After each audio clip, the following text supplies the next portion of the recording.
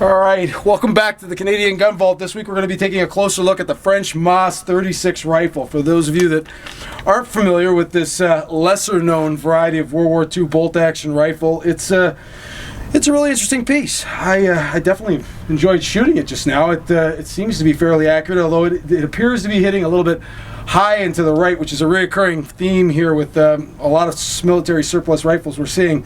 Obviously set up to compensate for untrained soldiers yanking the guns downwards and to the left. The designers and the manufacturers set them up to hit to compensate for that, which is really kind of an interesting feature.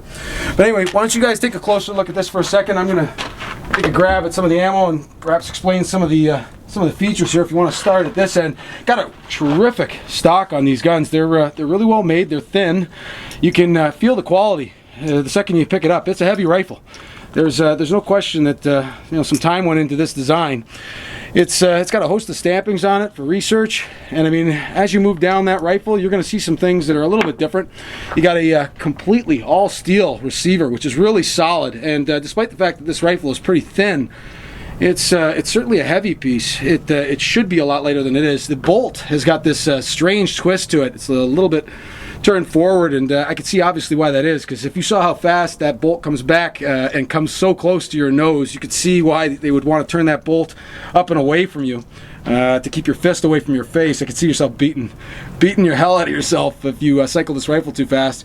So moving on down, you've got typical of that period again. You've got some steel bands, solid construction, and then as you get towards the end of the rifle, you see one of the most interesting features. You got a grenade launcher. I mean, clearly the French were prepared for some serious business on the battlefield. These rifles came standard with grenade launchers, and if you look up here, probably one of the most coolest graduated sighting systems for a grenade launcher that I've seen in a while. It's definitely an interesting piece, and we're looking for some inert grenades. So if we have any of our followers out there are kind enough to point us in the correct direction to get some inert grenades, we don't want any live ones, but if you can get us an inert grenade for this, we'd love to try our hand with some blanks and see how this works.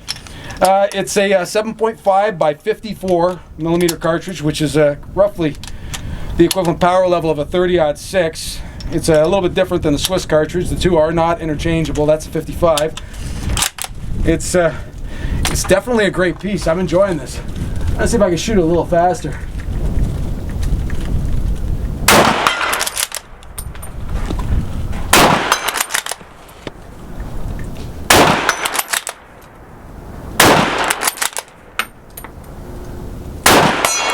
Yeah. She moves the steel, not quite with the same authority as an M1 Garand, but definitely got some punch. I wouldn't feel unarmed with this rifle in a battlefield. I'm not digging the idea that it hits high and to the right, but it's definitely a piece that I would consider using to fill a gap in my World War II collection.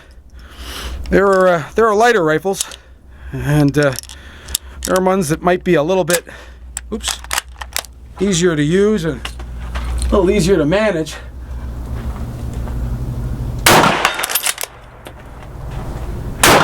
But I could definitely see how one could get used to shooting something like this. Oop.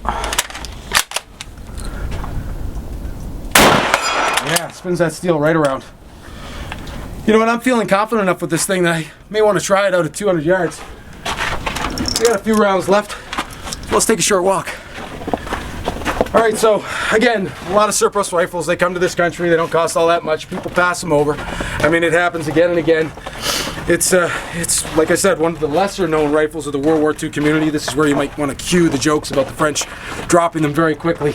The running commentary is usually that they've only been fired once and or dropped once.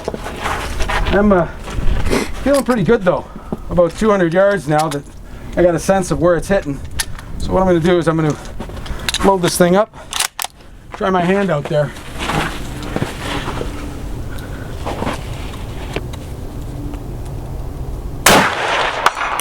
Yeah, she makes it there.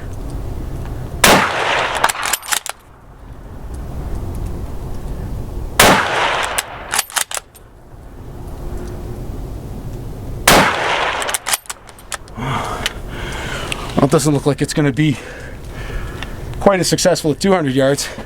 You know, definitely a quality piece. I think you're looking at about an $800 investment. They turn up at gun shows, like a lot of surplus rifles. They're very underrated. The bolt doesn't cycle quite as quick as some of the other guns we've seen here. It's got a heavy trigger. I mean, this is definitely not a novice piece, but definitely one that should be considered. Like I said, to fill a gap in the collection, that would certainly be an ideal choice for those of us that are looking for something a little less common. Anyway, we hope you've enjoyed this episode of the Canadian Gun Vault. Don't forget to like and subscribe. As always, we appreciate your support, and shoot straight, stay safe.